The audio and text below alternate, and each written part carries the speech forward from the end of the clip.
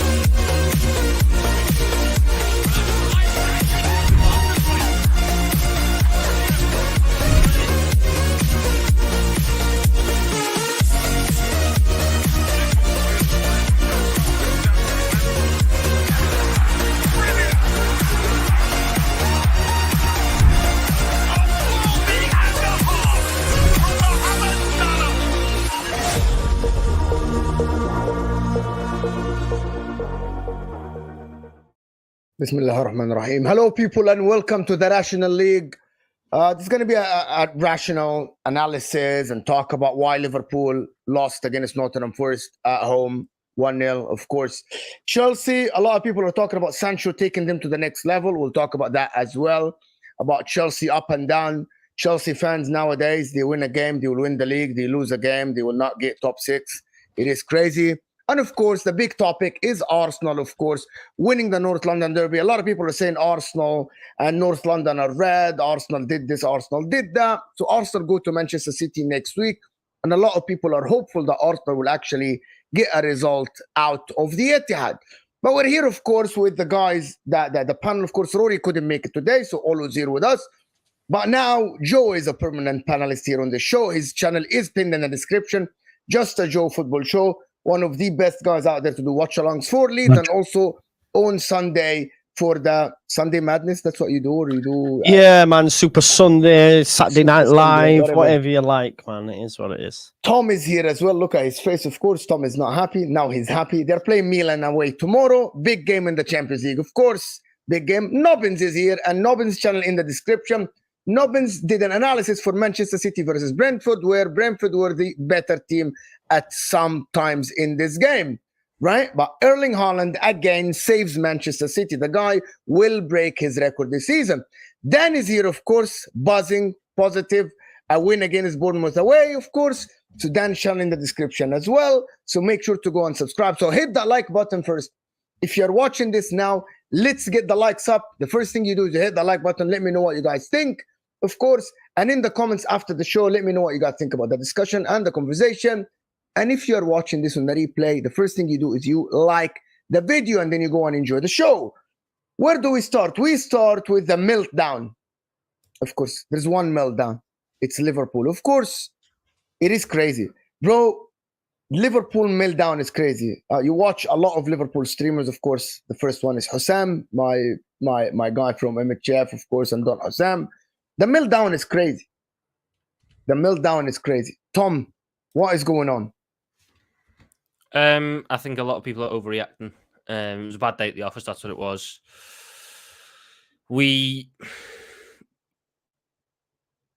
Basically, I looked at that game and it was kind of we didn't go to necessarily impose ourselves. We just kind of wanted to stop Forest, and they wanted to stop us, and they just done it better. They went in with a game plan. They packed the midfield to limit the build up we could do, and then hope to have it 0-0 by minute 60 and then bring on the pace in Hudson-Odoi no longer. They done that, and then they caught us on the counter attack, and Hudson-Odoi scored a worldie, and then we lost. That it happens.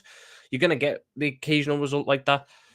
It doesn't help when 3 of your star players all decide to drop the worst performances they've given in multiple years on the same day. Trent, horrendous.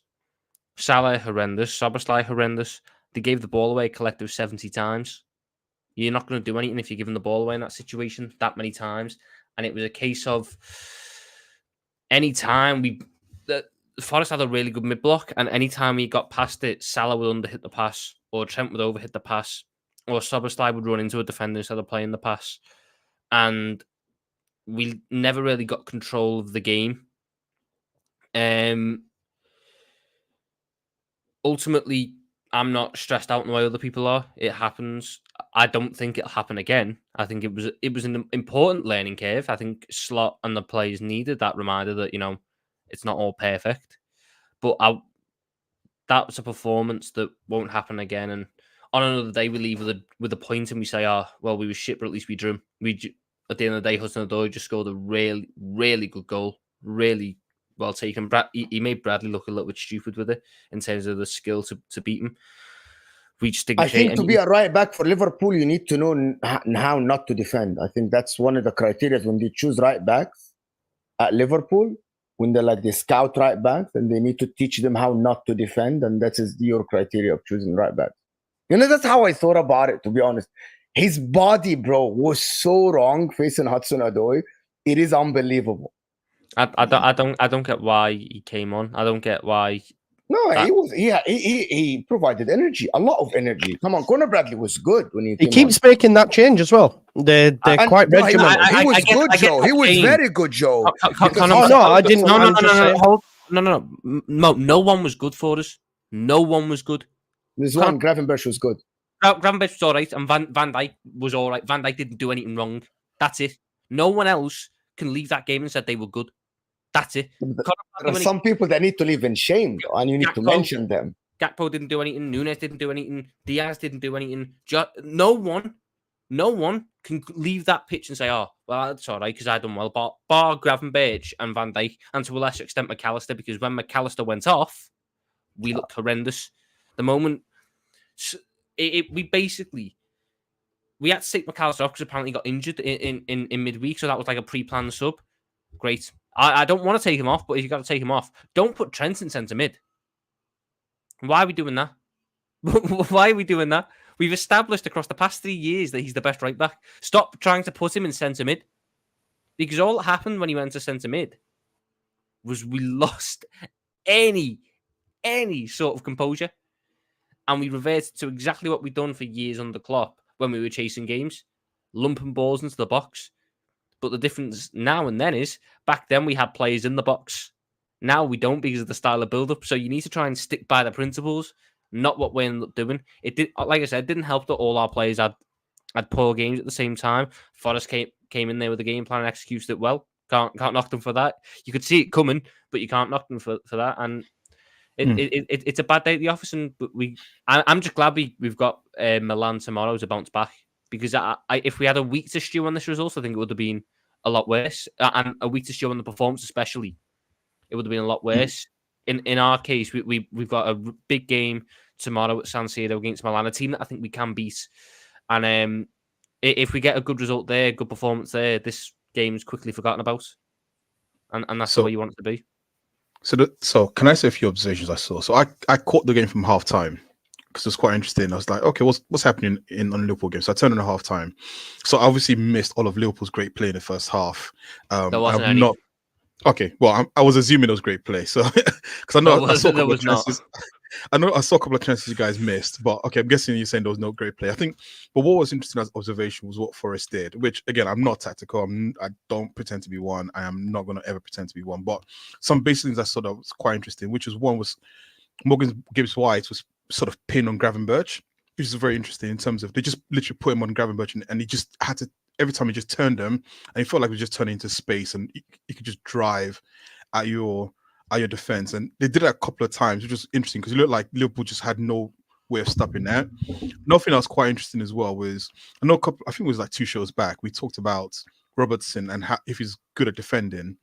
And one of the things I said was, when his pace goes, that's when you really know if he's a good defender or not, because ultimately pace is what gets you out of situations. And I thought Elanga at certain points just sort of had him, and maybe it was just the flow of the game where let's go to Newcastle, Nottingham Forest sort of just got into this idea of, right, we're just going to counter attack, we're just going to hit them at pace all the time. But I thought Robertson and also Robertson's positional game was horrendous. We had him playing as like an inverted wing back when he's not got technical ability to do that. And it was strange. He just ends up being in the way when he's attacking if he's inside, because he's not good enough to receive the ball and play it off on his right first time. Robertson's a good left back if you have him running up and down the line. That's where he's good. We just ended up having a situation where Diaz was holding the touchline, Robertson was sitting inside. Robertson can't do anything in terms of being this nice little inside wing back who tiki-taka this. I'm very surprised no one mentioned Salah here. Oh no, we're gonna get Salah. But I was going to say, you guys, for me,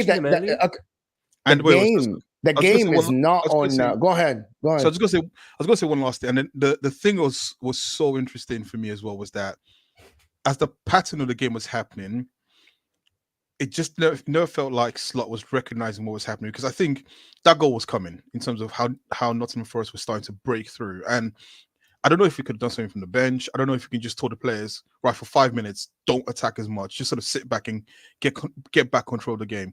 It just kind of felt a bit, and I'm not saying he's a naive manager, because he's way more experienced than any of us in understanding football. So I think for me to call him naive would be me being stupid, but I think there was a bit of naivety in terms of not recognizing what was happening during the game and almost doing that thing of, right, just make it ugly for a little bit. And I think the sort of DNA of Klopp, and I always say this, like when a new manager comes in, never expect an automatic change. I think this old habits die hard. They've been training a certain way, they've been playing a certain way for so many years, and in 3 games that's not going to change automatically. I felt like the old Klopp way of playing rock and roll football was there, but then there were players who had been put into weird positions, like you said, with Trent, and then it doesn't help that Salah, who I consider one of those X-factor players who, like, you just put him on the pitch because you know he can just do something out of nowhere, decided that he wanted to be shit, basically. He was the worst player on the pitch. I wouldn't put this. It's harsh to put it just on Salah. That there was 3 of them. There was the 3 fucking idiots on that pitch who decided to not pass to a teammate in Trent, Salah, and Szoboszlai. All 3 of them were as bad as each other. All 3 of them just impacted us wrongly in different ways. Oh, I disagree with you. To be honest, go ahead. Yes. I'm not being cheeky. What does Szoboszlai do? Because last year I was willing to reserve judgment on him because his first season. I'm genuinely. I'm not trying to be cheeky. I'm genuinely asking the question: what is he offering this Liverpool side? Because, for example, we know what Salah does, we know what Trent does, we know the value to the team. If Salah doesn't have a good game, he can't be expected to have a good game every single time. You need other players to step up. What is it that Szoboszlai is offering this side, which no other, Liverpool player can do to the? He's a Calvin Klein model. He's a Calvin Klein model. That's. I want to hear what Tom has to say. To be honest, like what is.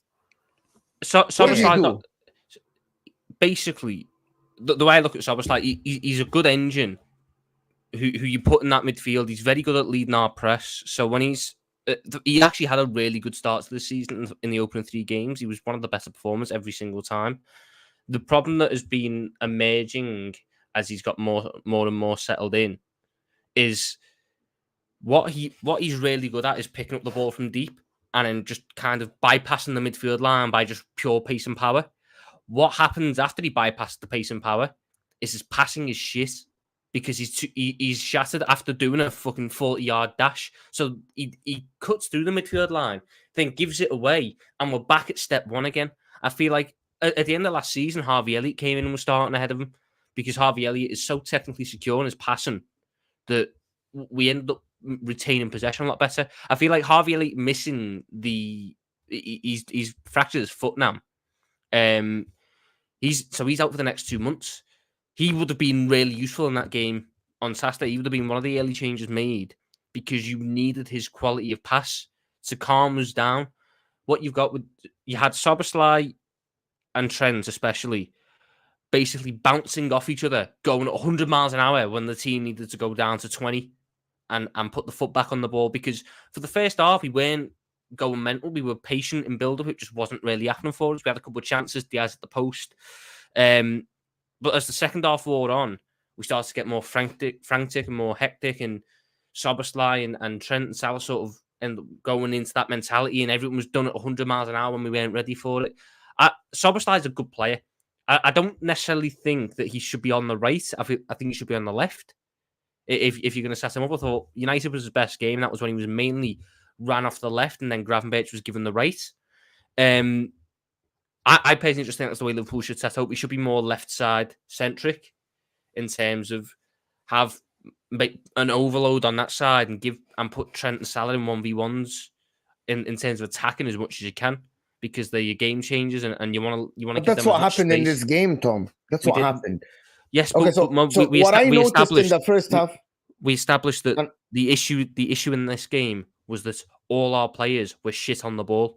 So it doesn't matter how many times you put them in 1v1s. Salah did not pass to a teammate. Salah kept passing it behind them or to the defender. There's only so much I can do about that. Yeah, and I couldn't understand how Salah couldn't get the best of Moreno for like the whole game. Like every time he was isolated with the fullback, Moreno, the guy from the Aston Villa guy, he just couldn't dribble him or get across or pass or anything. And his passes were so off. And this is why I say that a lot of people are saying, oh, Arne Slot did this. Yes, he made some wrong changes. His subs were but confusing. it doesn't help that the majority of his superstars, as you said, just decided not to play football, just to completely miss passing and just not dribble and not cross. And that's why one of the reasons I say, can I just add this? I don't think this is the reason why Liverpool won't challenge. Like a game like Nottingham Forest doesn't happen. Does that make sense? The same as Manchester City against Brentford, for example, like 2 seasons ago, or Man City. If Man City have a shit game at home, that is a 1 game off. That is not the reason why I would sit here and say, oh, this is not why Man City will not challenge, for example, not win the title, because it is very rare to have Liverpool at home playing against a team from the lower half of the table and just play like this. That doesn't happen often, and it might not happen again this season at all. Yeah, that's from open to see. I mean, the only thing I'll hold against Slot in that game was I do think his changes were wrong, basically. I didn't agree with him taking off both Diaz and Jota. I agreed with getting Gakpo and Núñez on the pitch, but we should have went to a 4-4-2. We should have basically went man for man on their back line and had 2 strikers up against the 2 centre-backs, a winger on the full-back and a winger on the full-back. Give up midfield control because they didn't want to do build-up through the midfield. They were just going long at every possible opportunity, hoping Chris Wood would win the knockdown, and then they had Alanga and Hudson-Odoi in the second half, chasing onto the balls and running behind. So we kind of could vacate the midfield, have a numerical disadvantage there. Because even if they did start trying to play through the midfield, Ryan Yates isn't actually that great on the ball. You know, who else was it? I think the other one, Dominguez isn't actually that great on the ball. So you could have caught them out there. Didn't they go to Monk Gibbs White, though? That's the thing. It was like they got the ball to the quality player as much as possible. But that was basically done by passing the midfield. Yeah. Ryan Yates and Dominguez weren't the guys playing it to Gibbs White. It was sent up. And then Chris Wood, the few times, because he didn't actually win the ball much in the air. It was a combination of Canate doing the stupid thing that he does in some games, where he just constantly fouls going into a duel, which is fucking annoying because it takes your momentum and gives them a relief. And sometimes, for whatever reason, the ball would bounce or bobble, and Chris Wood, fair play to him, knew exactly what he was doing in terms of giving the ball to exactly who needed it, and that they were basically beating our press. The few times that we got them with the press, we created good opportunities. Diaz at the post, like I said, Jota. There was a good ball in by McAllister that just didn't connect with properly, and then again McAllister had a chance himself, headed off a Trent cross, which was close, and we were creating opportunities when we were catching them out on the press. But it was just a case of they eventually started bypassing that completely, and we started panicking. And the other weird one that was done at the end, when he basically went to a 3-2-5 entirely, we took off Canate for Jones, but that in turn meant that Bradley and Tsimikas were centre backs, and that just was never going to work. And we lost any sort of width, because if you're going to bring Tsimikas and Bradley on, they're attacking wing backs. You need them to hold width, not players wide centre backs in a back three, because they couldn't progress the ball well, and we just started panicking. And the moment it went 1-0, I knew we'd lost. We didn't look like we were going to score. It's a big learning curve for Arne Slot.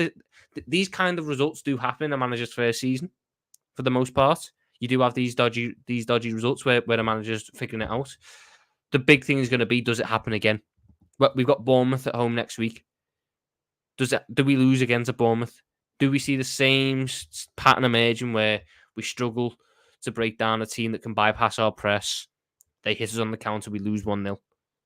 If that becomes a regular occurrence, then there's cause for concern. A one-off game like this isn't me going, oh my God, he needs to do this, he needs to do that. And the same goes with the whole thing now of people are saying that you need to rotate a lot now. It's 5 games into the season, and we won each of the previous 3 without conceding a goal. One game doesn't mean it's time to blow everything up. We've got Milan tomorrow. I'm not playing 7 players who were on the bench. I'm not starting Bradley and Tsimikas and Quansett and Jones and Morton and Endo and this. No, I'm going with pretty much the only change I would make is Gakpo for Szoboszlai, because I want to go 2 up top and have Gakpo's quality. You're muted if you try and talk. You're on mute. Gakpo didn't play well, so I don't know why this hope for Gakpo. Is it? And I don't want to go into this, but this notion from Liverpool fans, someone with a stick if they didn't play well in this game when no one played well. No. But here's the thing. Gakpo has never lived up to the expectations at Liverpool, apart from the 7 games 2 seasons ago when you ended the season very well. Like, he played all right. Like, he was never, oh my God, Gakpo is the guy that we bought. You get my point? Like, to put your hopes on Gakpo playing there is... Again, I look at Gakpo as a case of he was a victim of versatility last year. The only time he played one position for 5 games in a row was at the end of last season as a left winger, and he was our best player to win the season. He was creating chances, he was scoring goals, he was getting assists. He went on and carried that momentum straight through to the Euros, where he had a really good tournament. Gakpo, when he gets the chance to play on the left-hand side, whether that's on the wing or in the channel, is very good. Who would have thought that a left winger would be good on the left? We've just not seen that at Liverpool. Last year, he played centre mid, striker, right wing, right mid. He played all them positions before he got a chance at left mid, on left wing. But generally, it's stupid. Now we just need. I stand by Gakpo. Gakpo's got a lot of quality. He just needs a chance of a run of games to show it. And I feel like Milan. The one thing I like about Gakpo is, unlike Szoboszlai, who I mentioned earlier, what he's really good at is picking the ball up deep, driving through the midfield line. But then when it comes to the pass, it's wayward. Gakpo is really good at receiving the ball off the midfielder, turning the man, driving forwards, and actually passing it to a person in a red shirt. You know, it's very strange what you just said, because when you bought Szoboszlai, it was the other way around. Szoboszlai was supposed to be that guy that the power behind the forward that will score goals, that will pass very well, that will create chances. And now Szoboszlai, me and HUSAM were talking about this. Imagine Szoboszlai is turning into really the guy that runs around. He's Henderson. He is more Henderson. But he wasn't like this, Olo. Like, when they bought Szoboszlai last season, he was supposed to be the ticky guy, you know, the technical guy behind the... Well, exactly, Nobins. He is, and that's where he plays, but it's just a case of I don't think I think his confidence, because he started last season really well, and then his confidence started to go, and since then it's not really come back. He started this season well. It'd be disingenuous to say he didn't. Again, this is just one really bad game that a lot of players had, so I'm not ready to jump on him over it. I do think it's a concern in terms of his final third passing, because this isn't the first time we've said this, but there has been a lot of situations where his pass has been great. I mean, first game of the season, he got an assist for Salah with a really nice, intricate through pass. He's just, what he's lacking at the minute is consistency. He needs to find that consistency again. But do you think also that the pace of the Premier League isn't conducive to what he wants to do outside just running? I.e., so in Germany, it's quite similar to the Premier League in terms of it's quite a fast-paced game, right? Yeah. But he probably had a little bit more time on the ball. So those qualities that people thought of him as a 10 or as an attacking midfielder, like, it's easier to do that in Germany. And I said the same thing with Sancho, where I think Sancho is great in Germany, but when you put him in a league where there's so much pace all the time, like, a little bit of his deficiency starts to come out. I think maybe that he's compensating his quality for having to run around a little bit more, which makes him now more Henderson. Or maybe that's just what... Can I respond to this? I'm going to tell you the difference. I'm going to tell you, guys, I'm going to tell you, before we move on, we want to move on, guys. There's over 400 people here. We need the likes up to 200. We cannot be on less than 200 likes, guys. Come on, help the show. Hit that like button. He gets the ball and he has spaces to pass. I see Szoboszlai turn and face the opposition, but the quality of the pass or the quality of the cross is not there. That means he got the time. The execution is the problem, not the time, not the thinking, not the quick thinking. It's consistency. It's crazy to me that sometimes he misses like the simple passes here and there. So that means you got the time to do it. You just, the execution is not there. I think one of the problems that he has, and I do think it'll get solved a little bit as the season progresses, he picks up the ball way too deep for a 10. Okay. So we effectively play a 4-3-3, even though he's covering a lot of ground, because he starts, when we have the ball, he's got to be a centre mid. I mean, if you go back to the game and look at some of the stills when Alisson has the ball, Szoboszlai's in the pivot. And then when it's at the other end, he's the guy leading the press. We are ragging him everywhere. Every single game, he's topping this distance covered metric. Don't you think it's instructions? Okay, do you think it's instructions? Partly, yes. Which is why I do think Arne Slot is asking him to cover McAllister, Salah, and everyone around him? Partly, yes, because he's got that engine. I think it's a case of you need to be making sure that you're not leaving gaps anywhere. And I do think with him and McAllister, there's points where to get McAllister forward, Szoboszlai rotates with him and drops into the pivot. And ironically, we bought Szoboszlai as a 10. I think he's actually a really good double pivot player, because he doesn't end up at that point burning himself out by doing all this running. He's in a position to receive the ball deep. He can keep up with the pace of the game. He can lay it off to people. Whilst I don't think it's the right way to go, I can hear the arguments for putting McAllister as the most advanced midfielder and having Szoboszlai as an 8 behind him, where the role is kind of, do you run and do you defend and work? And if he's in that position, he then might be able to create better from just a wider area, because at Leipzig, he was a wide player. He played off the right of a front three. So maybe he just needs to get back into operating in wide areas. Look, we need to figure it out, because he cost a lot of money. But I'm not about that life, though. I'm not about that life, bro. I'm not about, like, you have to figure it out because we spent a lot of money, because we'll have the same energy for Nunes. But listen, I actually believe... the issue... Do you know why I don't have the same energy for Nunes? Because I don't believe Nunes can figure it out. I still believe can. I don't think you believe that Nunes has any qualities to be the footballer for Liverpool. But listen, Nunes is funny. When he comes on the pitch, I started laughing, to be honest, for Liverpool, especially under Arne Slot, to be honest. Guys, hit that like button. Faisal here is saying, and this is a good segue, Faisal here is saying, the real games start in January, not the first 10 games. No, they do. They actually do. Yeah, like, if you're gonna get 90+ points, every single point matter in the beginning. It is not about January or anything. And Donna Collin for being a member for 3 months. By the way, guys, I know my members because I get a notification every now and then about the number of members I have. Are you little by name or big on charm, Mr. Answer the question. Cheers, Tom. Donna. Answer it.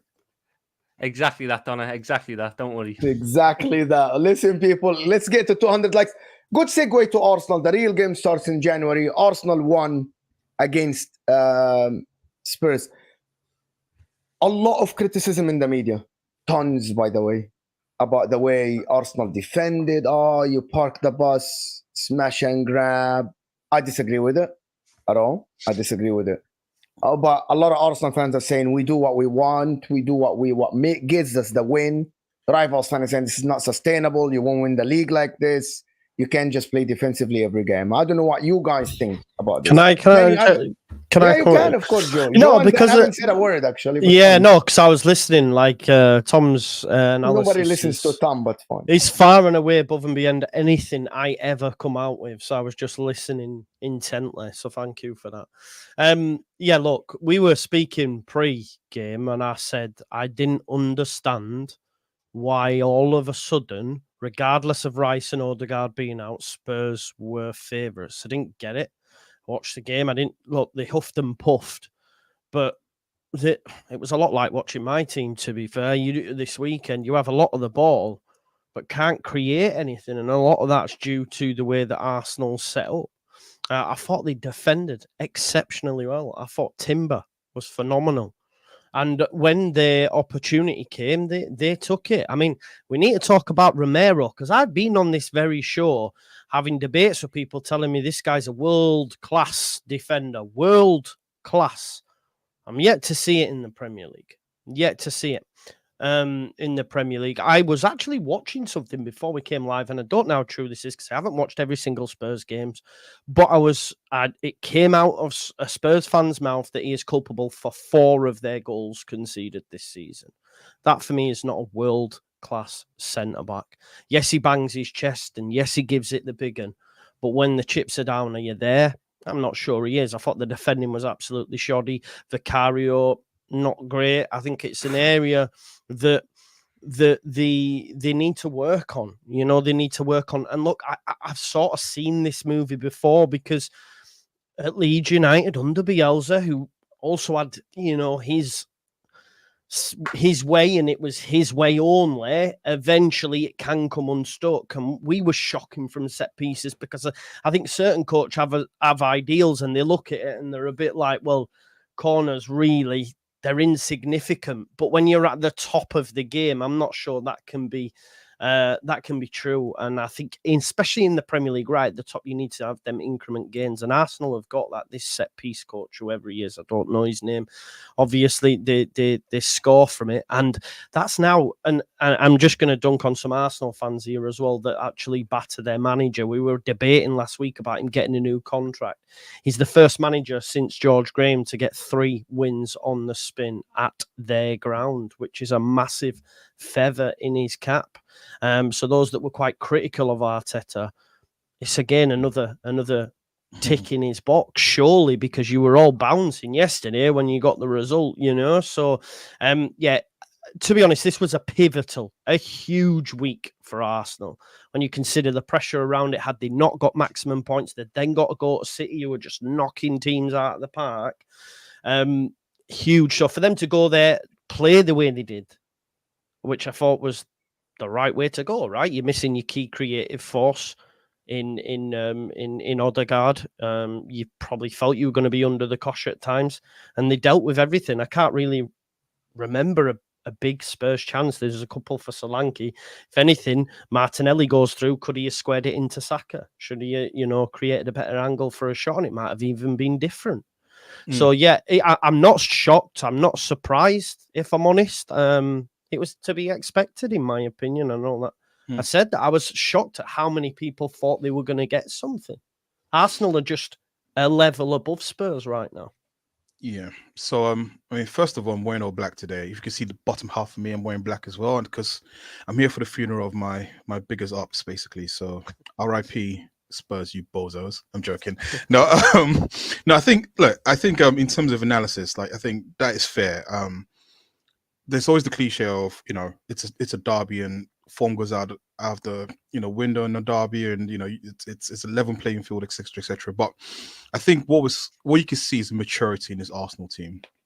Like, and I know we spoke about the Brighton game last time I was here, and I was talking about how, and Mo had some criticism in terms of Arsenal, how the way Arsenal approach the game, which I thought was more of a mature way of approaching it. I think the same thing you saw was the same thing. It was the sense of, right, you're not going to go to, well, we could go to Tottenham and make it into a shootout, right? But then we've got no legs in the midfield, and if we do that, it could be a long day for us, right? And so it was just a case of, right, just go out there and just be solid.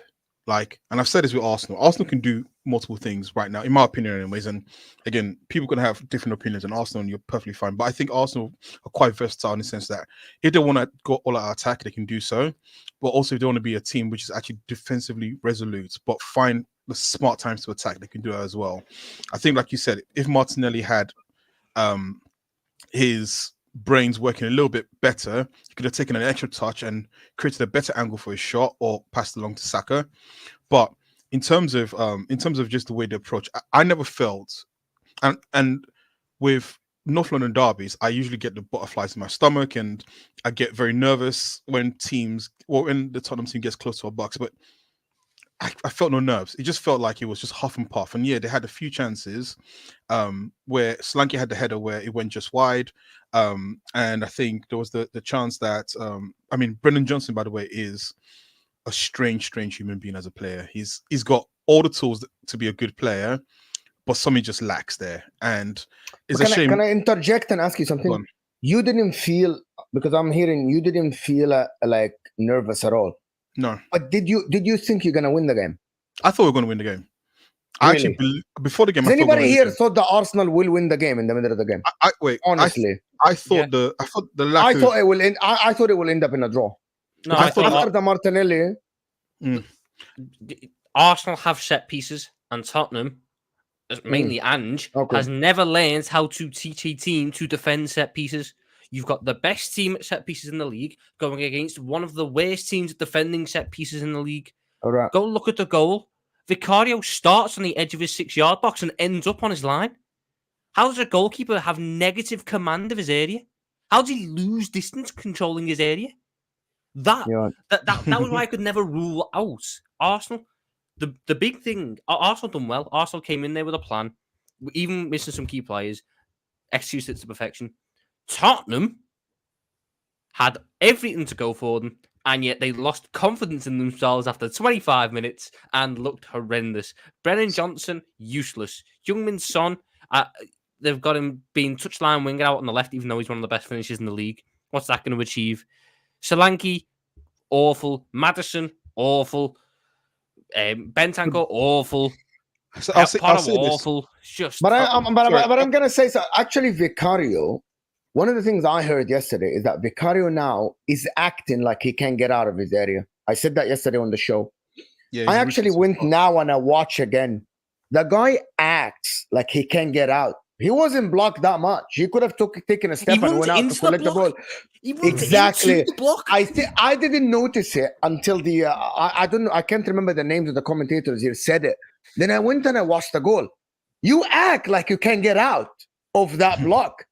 You ran into the block, as Tom said. You chose not to go out because you didn't want to compete for the ball, right? So that is a main flaw in a goalkeeper when he doesn't have the bravery to go out and compete in a brawl around the 6.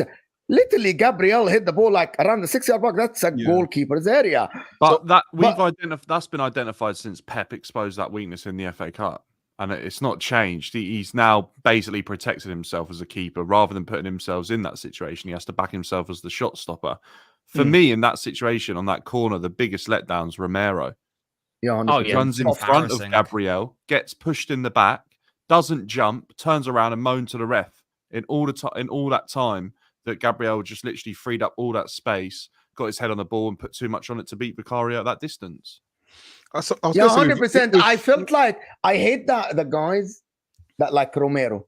You act tough all game. You leave your foot up, you leave your studs up. You go like crunching tackles and banging on your chest. But then Gabriel is running. You lost him, and you turn into that soft guy that didn't want to challenge. One of the most because I see, for example, because I was watching the Bournemouth game against Chelsea, and I can't remember the defender who lost Jackson. instead of them looking at the referee, the guy backed into the Chelsea forward just to prevent him from having a clear header. That's what defenders do, but Romero didn't. He just was so soft, looking at the referee, asking for us, get me out of jail, get me out of jail. I didn't want to challenge this guy. I'm like, what? Go challenge the guy, put your body on the line, lean back, prevent Gabriel from having a free header. And So- that is He's a something passion I don't like merchant. about He's a him. passion merchant as a player. No, if he's you a get good what I'm saying. defender, Joe. No, He's a but my good point defender, is, Joe. no, I'm not saying that, but my point is, he's a passion merchant, i.e., he will give it the big un, and then that's what can cloud people's judgment, man. When you have one of them that plays for your football club, you love it. You love it. Of course you do. Yeah, when yeah, they bang the we chest had and we they had give we it had the that. biggest one of them all, Materazzi, back in the days. Yeah, and this is the point, though, right? So you absolutely love it, right? But then they can't be objective about when he lets the side down because it's like, nah, but Yeah, Romero- you watch Van Romero- de Ven. You watch Van de Ven yesterday, and you think, oh, that's an elite defender that is covering, that can read the game. He's using his speed in the right way, waiting for the passes to play to go and cover. Yeah, to be honest, from last season, I said Van de Ven is better than him. It's unfortunate he got injured. Tottenham have conceded 4 goals this season. I blamed Romero for 3 of them. And, it's only because I can't remember. It's only because I can't remember the first goal Newcastle scored against them, the Harvey Barnes one. So it might be 4 from 4, but it was a bit a touch inside the 18 free. No one around the guy, and he just touched it. Leicester. Do you know what it is with Romero? It feels like he doesn't know that he's allowed to look behind him at times. It feels like he defends with what he can see, but he doesn't want to look around and make sure that no one's behind him. Vardy goes off the back of him.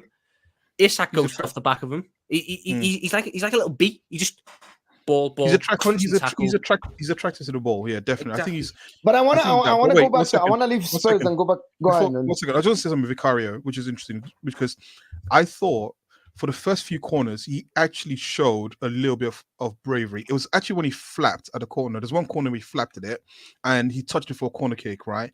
And from then he got rooted to the spot. But then didn't Saka take a short corner on that? Oh, never was fuming after that. I know. But basically, I thought his confidence got sort of his confidence got shot the minute like he went and he flapped. And I think from that moment there, from that point, like if he had put a corner in, he was going to stay rooted to the spot. And I'll tell you what, I had massive criticism about David Raya, or the idea of getting David Raya when we first got him, because I thought, what's the point of getting a goalkeeper who's like barely 6 foot, doesn't look really commanding in the area. But the difference between him and Vicario, and I know I'm just going to cuss him now and curse him, and basically in the weekend he's going to drop a massive clanger. But the difference between him and Romero is that if you watch him, he just looks confident when the ball's in the air. Like he goes up for the ball. Vicario just seems scared, and maybe I don't know. Maybe there's a mental block there. But yeah, look, it's a good time for that to happen. But I want to go back to Arsenal because we're looking at this Arsenal team yesterday. Can this team actually? I know I asked this many times. Changing the style every week. No. Changing the style of play, is it a way to go about to win the title against Pep Guardiola? Yes. Yeah, but not in every game. It's about winning games of football more. It's not deep about we need to. It's just a case of if they need to make the change to win the game for whatever reason, i.e. tactically or personnel wise, they should make the change. This is big for Arsenal because they went to their biggest rivals with a weakened squad and still left with the results. And they're now taking that momentum and confidence into the biggest game of the season next week. It couldn't have went much better for us. The reason why I'm asking this one, just why I bring it to Nobbins now, is Man City, when they lost Kevin De Bruyne last season, they still stamped their authority on the majority of the games. Even when they didn't have Haaland, yes, you changed the style of play, the approach to the goal, but you're still the commanding team on the pitch. You aren't a reactive team. You are a proactive team. Liverpool against Jurgen Klopp were always a proactive team, never a reactive team. Of course, apart from some of the big games. Like when you go to the Etihad, even Manchester City, when they go to Anfield, they change their approach a little bit. You get my point. And that is the thing. Like now we are, and I like this because I like my coach, for example, to be adaptable, change depending on the opposition. But it is tough to go 38 games when you don't have a specific style of play that you go every game knowing how to play the game of football every single game. That is my point. Because Arsenal do, you know the Arsenal play. do have a I think style, though. I think they do. Arsenal have their key principles that don't change. It's just how they set up to counter certain opposition, or how they set up because they have personnel which needs to go in. I watched Arsenal play Tottenham. They still build up in the same ways. They still try and do the same things. They were just more willing to go direct because they didn't have the quality of Odegaard and Rice in midfield. So it would be utterly pointless trying to act like they did.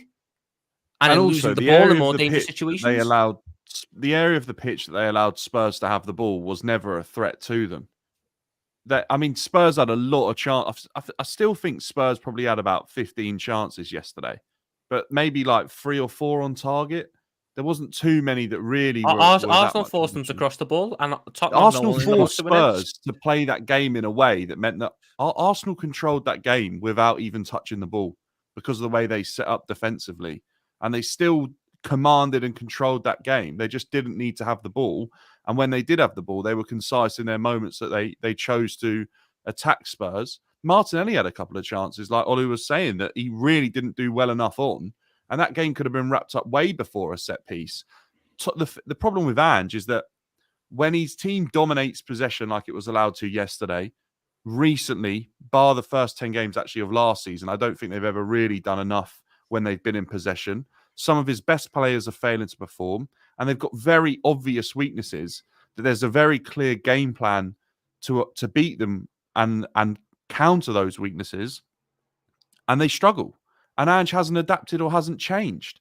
And he's getting left behind now by the better teams because it was a shock at first. But now Ange stands there, hands in his pockets. And for the last 34 games, his Tottenham side haven't been good enough. And to come out afterwards and still say that he's backing himself to win something. I win stuff second season. Yeah, it's ludicrous off the back of that performance. Numbers Win a was game of football first, mate. Keep a clean sheet. Like, it's ridiculous. What Arteta illustrated yesterday is why he is an elite manager and why Ange is far from an elite manager. I'm bored of Ange now. I was reserving judgment last season. I think I've now reached my conclusion. Has the novelty worn off? Yeah, no, genuinely. Last season, I was like, "This is exciting, fun. Okay, made some mistakes. Not changing the way he plays, but fine. He's learning." The exact same errors and issues are still happening this season. This is just a continuation. If you look at what Arteta did yesterday, he's without Rice, without Odegaard, as we've established, probably his two best midfielders, etc. So what does he do? He profiles his players perfectly, nevertheless, and gets his team into the best position possible, i.e. Havertz, for example, yesterday I thought was fantastic, and Arteta utilised him perfectly, i.e. winning long balls, second balls, that sort of thing. Ange, so that's perfect profiling of players, triple P. Ange, on the other hand, exact opposite. We've touched on Romero, who is a slightly taller Otamendi. That's all he is. Every single centre-back at City is superior to him. I'm sorry. I'm not sorry, actually. He's got some really exciting and fun fullbacks, and he's playing them in midfield, in possession. That's weird to me. Playing Porro centrally makes no sense to me. Playing Udogie centrally makes no sense to me. Tom touched on it earlier. Having Son at left wing, who at this stage in his career is not that guy out wide anymore, makes no sense to me. If he wants to go for this 2-3-5 system, which is a perfectly fine system, it's obviously how City won the league last season, he should just copy exactly what Pep did last year when the fullbacks were the wide players. So have Udogie and Porro as your true wingers. That allows Son to tuck in and influence central zones. Even Kulusevski on the right side was influence central zones as well. What he's also doing, yesterday I noticed in particular, Maddison. Does anyone notice the positioning of Maddison? He was deep. a DM. He was a DM. Yeah, Literally in the centre circle, wasn't he? Now what is that all about? What is the tactical thought process to conclude that Maddison, who is clearly a creative 10, that is what he is. Why is the thought process, I need him deeper away from the goal mouth? That to me makes zero sense. I've got an idea with that, and I think, you mentioned my son. So when we've played Tottenham and they've always beaten us, or not beaten us, but they've always hurt us with Son, I should say. It's always been when our defense is pushed up so high. And I think part of the reason maybe he had played Maddison was to try to draw our defense up higher up the pitch, so give Son the license to sort of run behind. And there's Arsenal were never going to do. Arsenal were never going to get drawn out like that. That's a fool's errand to think that you're going to be able to suck them in. But that's where the maturity comes in, because there are times where you see certain games where teams start to fall into a trap. But you saw the maturity in terms of, right, we're not going to go to the halfway line. I'm just playing the halfway line. We're going to play deeper, right? And Son, even every time they got a crossfield ball to go to Son, and there's a time I remember where he got the ball, did a few tricks around the near the corner flag, and he just passed the ball backwards, because basically that threat that he usually has in terms of going in behind was taken away from him. And I think that's where the maturity comes in terms of like how Arteta sort of approached the game and probably sort of planned for it, versus Ange, who most likely just said, just go out and play a game. It actually kind of reminds me closer to what Wenger used to do, where we used to just go into games and Wenger used to say, don't worry about the tactics. You guys are better than them. Go and play. And there were loads of times when we on bad results, basically on the end of bad results, because we were trying to play football against teams who just knew how to sort of play against it. And Mo, to your point in terms of beating Man City or Pep Guardiola, I'd always say the perfect example of how to beat him is Jose Mourinho. And I used the Inter semi-final second leg on Camp Nou when I think he went down to 10 men, and he just said, essentially, anytime you get the ball, just lump it up front, because they want to win it close to our goal. If they have to build from 90 yards, Pep's team will take they're less effective in breaking us down. I think in terms of beating Pep, you have to outsmart him. That's the point I'm trying to make, right? Yeah, but that's in one game. But again, not in the whole league. And but that's what the style of play. Arsenal got a set style of play where it's attacking. It's all about moving the ball around, trying to isolate the wingers against fullbacks. But then you come against the bigger teams and you say, right. You guys know that Arsenal got one corner in the second half yesterday, right? So for everyone that's saying that Arsenal would have won the game anyway, you guys know that Arsenal had one corner. And by the way, they got that corner by forcing Spurs into conceding the corner because of their really unnecessarily high line. So like people saying that the high line wasn't the problem, literally led to the corner. So it was an issue. The other issue was that Ange's substitutions were pathetic. Arsenal were never giving any central space, because I've seen Arsenal do this to an even better degree at the Etihad last year. There ain't no central space. So if you think you're doing anything from the centre, you're going to have to hold that. And bar a mistake, that's never happening. The only opportunities you're going to get are out wide. That City weren't able to score last season because our wide players were, Gvardiol and Akanji, I think, that day. So he knows that Johnson's not doing anything 1v1 out on the right, because he's right-footed wide play. Realistically, he's a left-footed one. So what does he do? He brings on another player who's another right-footed player in Odebear, was it, and plays him in the exact same way. So he hasn't changed the dynamics at all. He's just done the exact same thing and hoped, oh, maybe this will change something. So he's changed something without changing anything. It was really bad game management, in my opinion.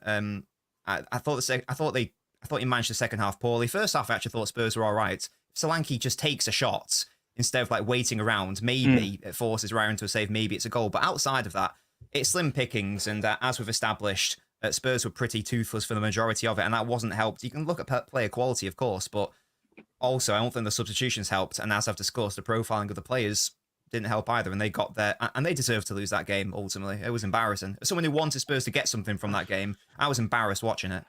Do you know also find Spurs it funny with Spurs that the whole system's built around packing the midfield, and to do that it can work, but you need really good 1v1 wingers.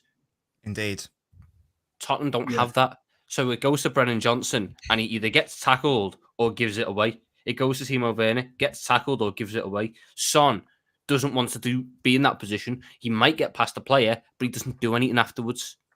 Who else have they got? I'm running out of names already. Odebear, yeah. Same thing. Get quick. Can't beat a man. Can't pass the ball. The only guy who can do that is Kulusevski, but he's not quick. So he's not a 1v1 winger. They have the system that is built that requires a specific type of winger that football club does not have. And those type of wingers aren't exactly readily available. You know what they do have? Really good attacking fullbacks who could potentially go and do that wide job. Porro was a fantastically quick, attacking-minded right-back. You know what that does then? That puts Kulusevski in the middle. And that's a good dynamic to work with because that's where you can see his technical quality.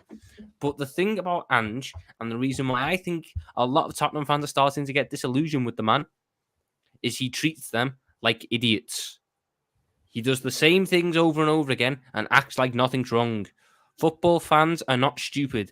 We can see the problems the same way you can. Why are you not changing? This has been a problem since about November. We're getting on to nearly a full year of this being a problem for Tottenham, and they have still not fixed it. And yet there is a persistence to play the same way.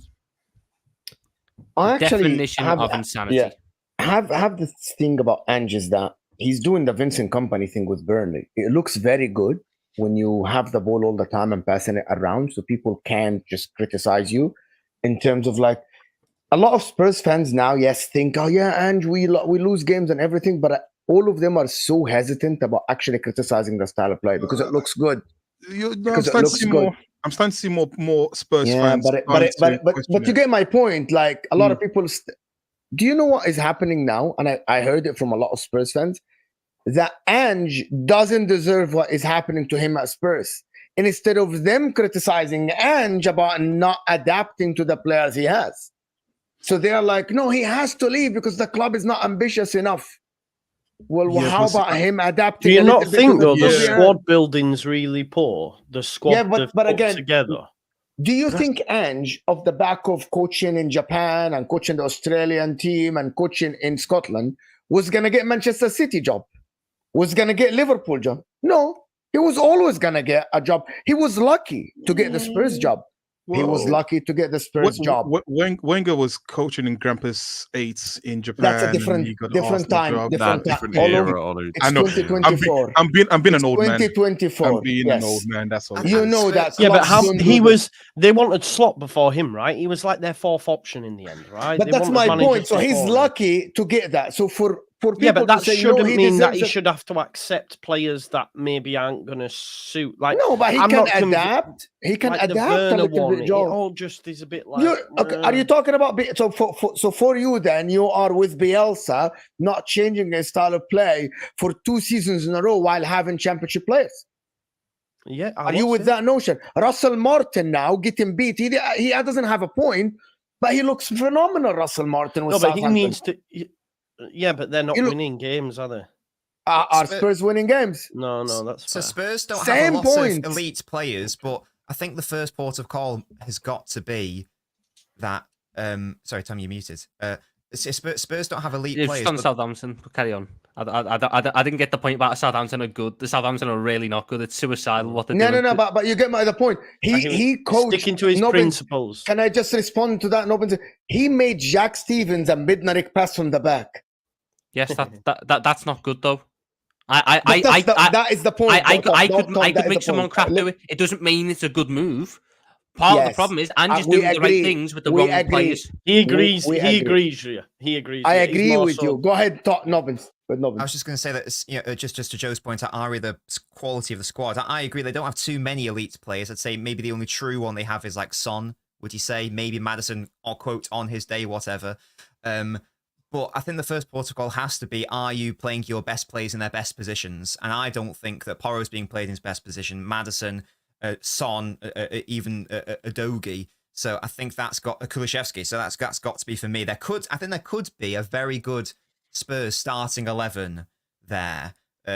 Depth maybe not, but certainly a good starting 11. But again, in the first instance, you've got to get your best players into the correct positions. So it's like last season where we're trying to get Walker to do City, trying to get Walker and Alvarez to do roles that they're just not comfortable doing. And I'll repeat, I just don't get why Porro, who's clearly your best crossing threat, why is he playing in the centre? Just give him a role out wide. It seems to me mental. Sorry, go on. Just on that, because I don't have the stat to hand, but I heard it. So it might. But hasn't Porro created the most shot creating actions for a defender in the league, though? And maybe he has, but he's doing that. So if he's doing that from a nominal central area starting. Yeah. Now imagine if you play him in his best position. I would argue that those already impressive numbers, would go up even further and even higher, and it would put Spurs into an even better position. So if that is true, that's incredibly impressive. It might not be. It might. I'm a big FPL nerd and listen to a lot of FPL pods, right? So I think he is. No, that sounds about right. Yeah, and that's brilliant that he's doing that. And I would say, again, from a non-optimal position, now let's optimize it. I think that is what we're talking about. It could make Spurs even better, and that's just one example. I think with the many. addition of Solanke, Nobbins, you're bang on. Like, he needs to be being utilised in a position that creates a threat for Spurs with Solanke in the box. And we even saw yesterday when Solanke got a chance, it was pretty close. And this is a guy that's played 2 games in 4, had a bit of an injury. So let's see if they can work things out, I think, Spurs. But right now, I think the lack of adaptation and lack of tactical nous that Ange is showing, it's just suicidal, isn't it? I just don't see him actually staying there as a manager, because sooner rather than later, Spurs will have to make a change. Yeah, they will. He's got to get sacked if he doesn't. He's got to be able to show his adaptability and that he can change. Arteta has illustrated he can do that. We all know Pep can do it. These are high standards to reach, but if that's a conversation Spurs want to get into, and Ange himself wants to get into, and if he backs himself, fair play. But he's got to be able to demonstrate that adaptive nature. He's had a nightmare saying he wins second season. He shouldn't have said that. The pressure is on. And I hope he wins something. I like Spurs. I hope Spurs win something. I think they're going to get 7th or something like this. They aren't going to get like 7th. I honestly think they'll be lucky. His win rate post the last, like when they went 10 games unbeaten. The first 10 games when they won 8 his and win drew rate 2, yeah? from then is 45%. I think they'll be lucky to get 7. The thing it's is, really bad. It's like Tottenham look bad now in 35 games. Tottenham look bad now, and they've got key players still bailing them out. What do they do when Van der Ven's hamstring blows up again? It's true though, wasn't it? It was 10 games in last year that all the injuries started. Such a shame. To be honest, but when Van der Ven's hamstring blows up again, and all of a sudden that high line that gets bailed out by his ridiculous pace, now has got Dragusin in there, who is not quick. All of a sudden, it's even worse for them. They're a massive... Tottenham fans are going to be getting disillusioned with this manager, because football fans aren't stupid. They can see the problems with their own eyes, but Ange is acting like they're not a problem. It has been a problem. Of course you can. Can I just say, no, if they're playing this badly, I don't want Tottenham to ever sack Ange. I don't know why football fans are so obsessed with, like, if someone's team's manager is doing poorly, like, we should ask for them to get sacked. No, keep them. I want them to go through hell, right? So keep Ange. Continue playing this high line. I don't know why Arsenal care about Spurs that much, actually. I don't care if if you don't get relegated, good. Keep him. They won't get relegated. I don't want him sacked. They won't get relegated. Colton here is saying that many players out still win clear of Spurs. You got 2 players out, my friend. Jesus was there. Raheem Sterling was back. But yeah, to be honest with you, at this point, I believe in that Spurs. I believe in that Spurs. I believe in that Spursy thing. It's crazy. I never believed it before. I do now. Don't try and include Zinchenko in that list of 5. It was a positive that he wasn't playing for you. Realistically, it's 2. It's Odegaard and Rice. Those are no. I'm saying as well. No. What I'm saying though is that to change the game, we had 5 teenagers on the bench to change the game, and the 6th player, the 2 other You're playing ones Spurs. You'll need to change the game. That's true. The game for you by being crap. You didn't need to make a sub. Okay, excuse me. I am trying to build a narrative here that we were unjustly going into a game with a crappy team when we beat Spurs. Don't kill. No, but everyone thought that, bro. Everyone thought that all week. I was surprised. Everyone was saying like Spurs were the favourites, and which Spurs is fans absolutely ludicrous, Joe. Because half the Arsenal bench starts for Spurs. Yeah, I didn't get it either, mate. But again, I mean, Sir Alex said it, very, very famously, lads. It's just Spurs. Do you want to know what the most confusing part about that game was? It was a Jorginho and Partey pivot, which is slow, and they showed the points in that game that they are slow, and yet Tottenham never tried to just run at them. Do you know what happens? Okay, Allegri and people don't. I know a lot of people don't watch Italian football. Allegri at Juventus said once, he said that sometimes when I don't have spaces for my team with Juventus, and I don't have any spaces, and I can't get my players in the right places, I drop everyone back a little bit and give the opposition a chance to come at me, so I can absolutely have space to hit the people behind. but they don't want to Yeah, do that's this. what Maurizio Sarri was so good at. Yes. Mm. Like sometimes Maurizio Sarri always had the ball, but sometimes Maurizio Sarri would say, like, I don't have any spaces. You go all the way back to the goalkeeper, drop his defense down, and then drag that and team I'm gonna onto let you a yeah. little bit come at me, or even give you the ball a little bit for you to come out. Imagine if Spurs had spaces around Thomas Partey and Jorginho with like 5-6 players. So I would say this though. I will say this. I'll throw Spurs some bail. I think Bissouma on the pitch would have made a very big difference, because I think his ability to run and drive with the ball, as poor as he has been last year, I think he started the season quite well. But I think Bissouma running at because his best attribute is the ball on his feet. Him running at Partey and we saw actually again. I keep interrupting myself in the Aston Villa game when what's his name was running through our midfield like it was not like hot knife through butter. Morgan Rogers. That's it, Morgan Rogers. I think if Bissouma was on the pitch and could do what Rogers did in terms of moving the ball, I think that would have caused us more of a problem. I think the fact that they had that 3 specific made it easier for Jorginho and Partey not to have to worry about running around that much. Yeah. They weren't running around. I mean, Pape Sarr done that when he came on. I don't know why Bentancur plays. I've never raced him, but I don't know why Bentancur started the game. And he's not even a DM. Bentancur is not even a DM. We did the exact same strategy, P2B. I don't know what that means. In the last park the bus in the last North London derby, and it worked perfectly. Spurs are a very predictable team in possession. That is 100% true. I saw yesterday a lot of people are saying that, oh, Spurs were doing this. I'm like, Arsenal had Spurs where they wanted him every single play throughout the game, every single play. And yeah, I get sometimes you can concede position to teams like Spurs. Fabri also said, park the bus narrative is so discrediting us, because the first half we went man-to-man and pressed Vicario high, forcing them long balls. Saliba and Gabriel were too good. I don't think it's to discredit. If anything, it's to applaud, because surely it shows the adaptability of your team and manager. I'd view it as a compliment. It's more Spurs fans being sort of saying, oh, I've seen someone say Sam Allardyce could have done it and all that. Well, yeah, he might have, but ultimately, Arteta. If only their manager could do it, he wouldn't lose as much. Yeah.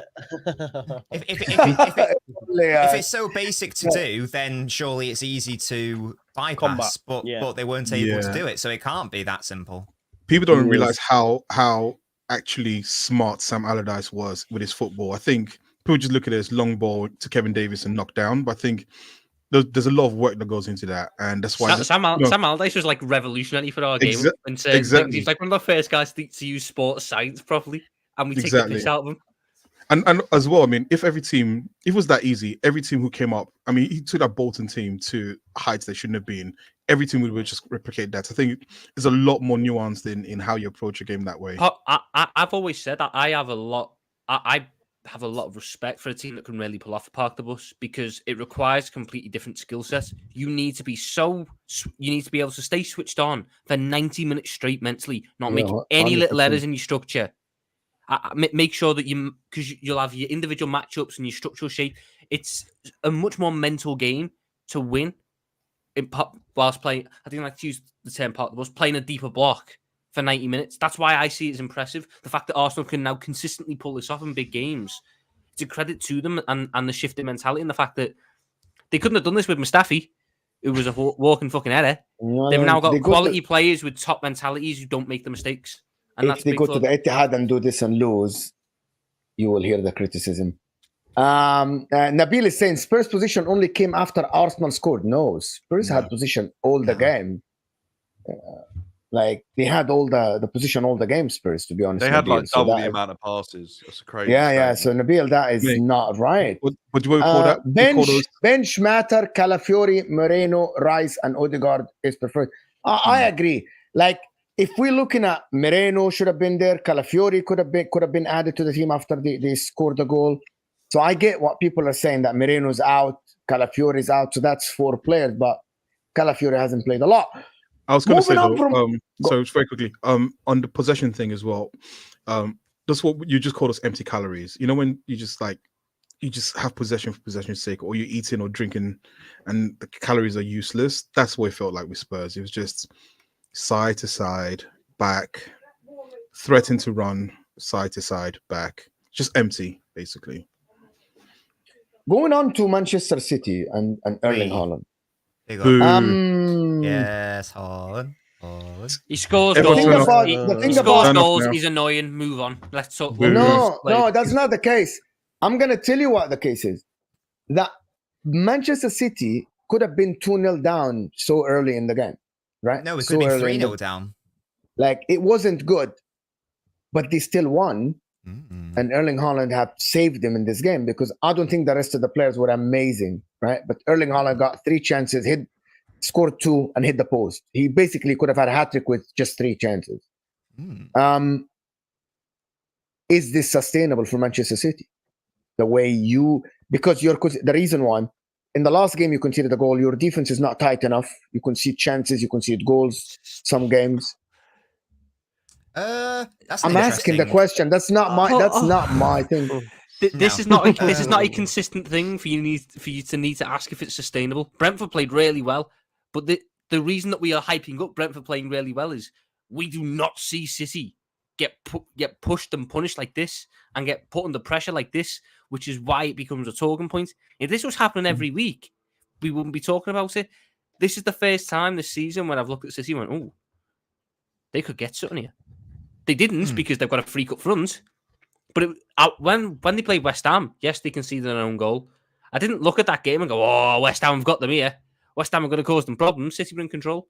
Same with Chelsea and same with the fucking other one they had before that, where they just looked in control. There's not a question about is it sustainable now, because I'd need to see them being ropey for more games in a row to question if they need to be sustainable. Yes. Now I've done an analysis video on this, so after the stream you should go give it a watch. It's very good. That basically all applies to the first half. Second half, Rodri came on. In fact, let's start at the start. The lineup for me was wrong. I know lots of people have said that it was about rotation, and fair enough. If that's what it is, then that's what it is, and I can't really complain about it. But if we're talking about the game itself, we were missing our best box defender, i.e. Ruben Diaz, against a side who were going to pump in long balls, compete for second balls, be great at set pieces. For me, it was a madness that Ruben Diaz didn't start. It was also madness for me that Walker did start. It was also madness that Lewis started at left back and that Lewis is being forced to left back to accommodate Walker. Again, if we view it through the lens of rotation, then it's a non-point. But in a vacuum, in terms of the game, that they were all errors for me. Gvardiol came on second half. City looked very solid at the back. Rodri more controlling. Brentford were fantastic in that first half in particular. We were far too aggressive in our pressing. That was the reason why we looked so shaky. We changed our pressing structure, which was odd. We went incredibly aggressive against Brentford, which was odd, and that led to us time and time again getting exposed. We fixed that in the second half. So to answer your sustainability point, it didn't even get past half time. So it's not a point. It's not a question of will we see it in future games. We didn't even see it in the second half, outside of a couple of individual errors. So from a systemic standpoint, nah, City are all good. Thankfully, from a City perspective, we should have scored like 2 or 3 goals in that second half. Thankfully, from a City perspective, and Tom's touched on it, the reason why we were able to win that half and ultimately win the game was because we've got the best striker in the world on the team. And Brentford, it's a risk versus reward strategy. If it works, it's brilliant. You get some great chances, as Brentford did. They should have scored a couple. I agree with you, Mo. They should have scored 2, maybe 3 in that first half with the chance they were able to create. But if you do that, then the first goal happens where you play it from the back, you give it away, 20 seconds later, the ball's in the back of the net. Likewise, you go man-to-man pressing against City, against Ederson and Haaland. Brighton found out a couple of years ago, disaster waiting to happen. Ederson assist, Haaland 1v1. There's only one outcome there, goal. So, yeah, it wasn't great from City from a pressing perspective, but they problem-solved. They exploited. Would you be able to cope without Haaland? Do you think you would be able to cope without Haaland? Especially this season, I've seen 4 games and I see it's so much reliant on Haaland's abilities in the 18. Yes, indeed. However, that is by you design. did the video talking about the Haaland and the way he. Yes. You did a video about this on your channel. Exactly, yes, and that is by design. City, for the first time, are intentionally building the play around Haaland. We didn't do it last year. We didn't do it the year before. Despite just not doing it 2 years ago, he still broke the Premier League goal-scoring record. So people saying, therefore, you're overly reliant on Haaland, that to me, the point in this system is to be reliant on him because it's all built around him. it's working. So people are saying, so it's a critique of that is to critique the fact that it's the desired outcome. It can't be a bad thing to get the best finisher objectively in terms of like goal scorers for age. Objectively, he's better than Messi, Ronaldo at this stage. It can't be a bad thing to get that player goals and get him into goal scoring positions.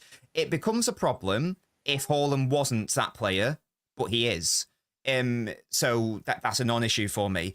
If Haaland wasn't playing, City wouldn't play like that. If we swap out Haaland for Foden, let's say, City wouldn't be playing the same way. You wouldn't have, De Bruyne on the left wing pumping in long passes, pinpoint passes to a run from Foden, who then outmuscles the centre-back. It wouldn't happen. We'd play a totally different way. We've established in the sort of 2 years post-Aguero / pre-Haaland that we don't even need a striker to win league titles.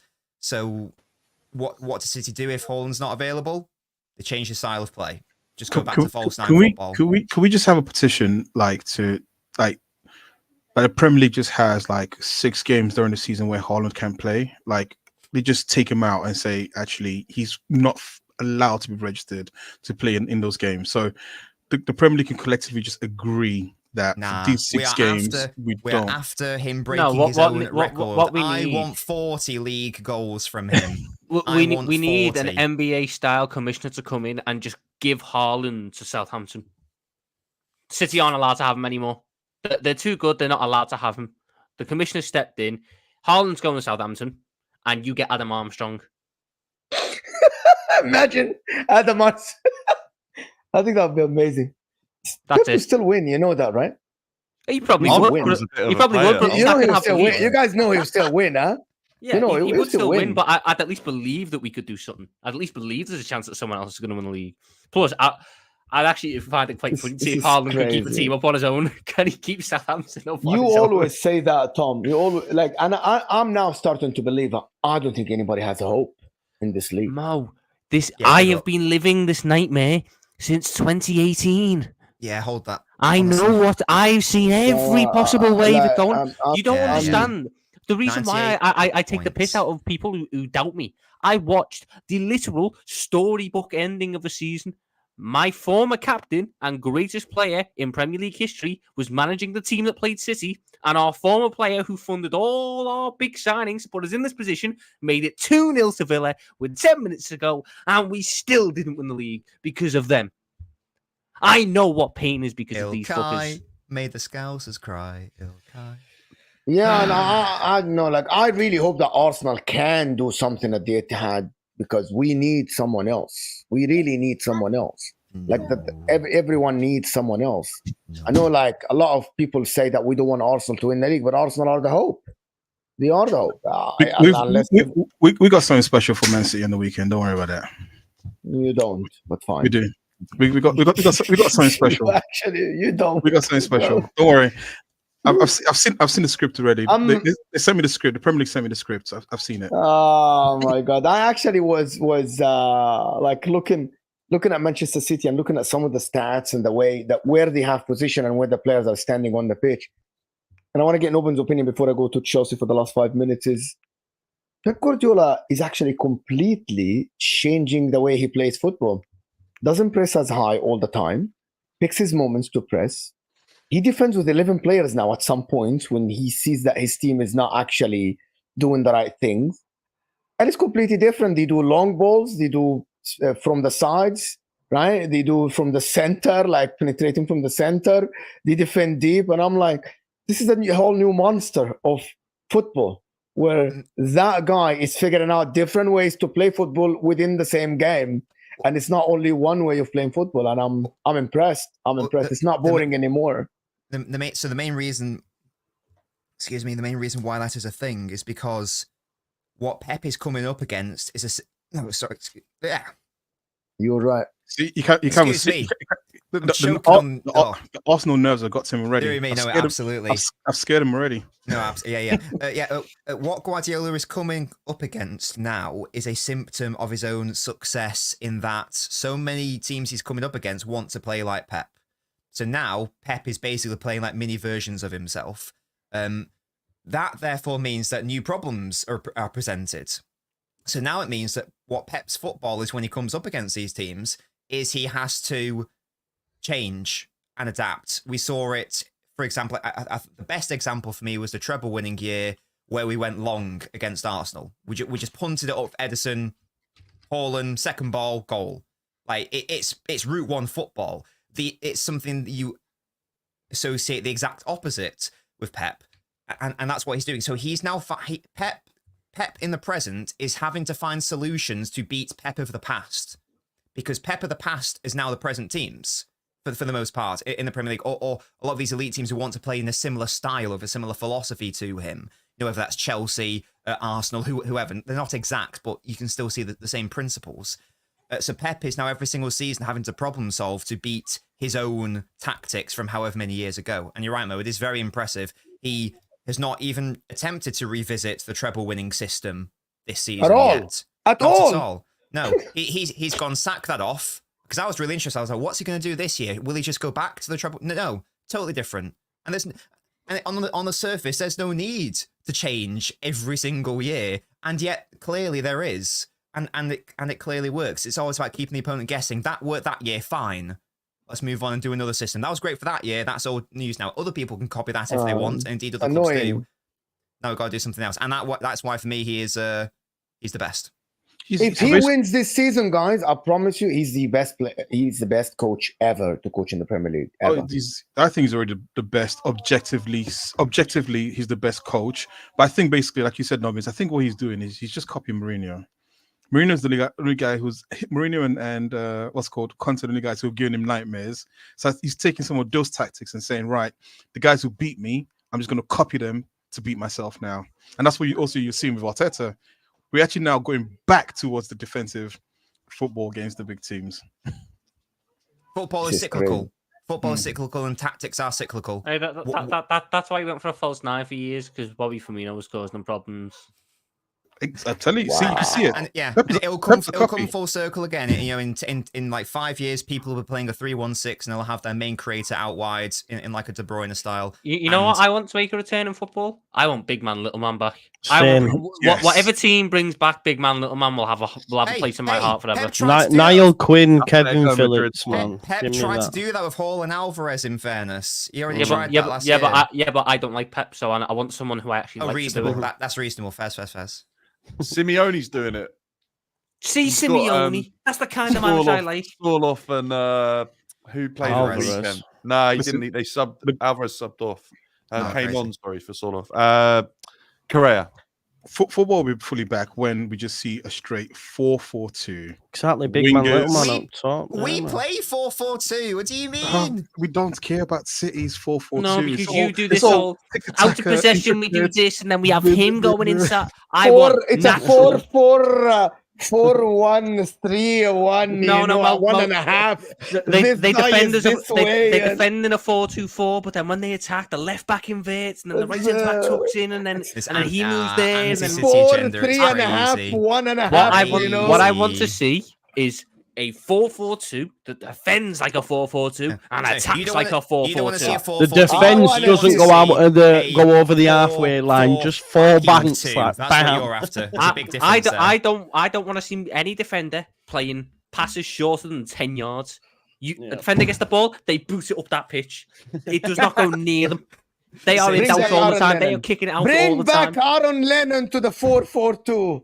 I want to see another. Aaron Lennon. None of these centre backs at fullback. I want small crap wingers playing at fullback, and I want small not crap wingers on the wing. Did you see Jamie O'Hara's tweet about players? Oh, that was iconic. That was so funny. Yeah, but they were decent. Yeah. Let me do a couple of these super chats, guys. We have to move on. City rotated their whole back line, to be fair, for Inter.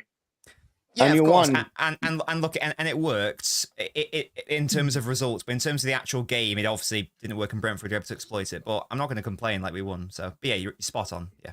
Manchester City actually, like John Stones looked horrific, but again, Manchester City have a Kanji. He looked horrific, and you know that he looked out of place. To be honest, Inter rotated, but we drew against Monza. What are you talking about, Mo? City have conceded the third least XG and shots We've in the got that league one this back. season.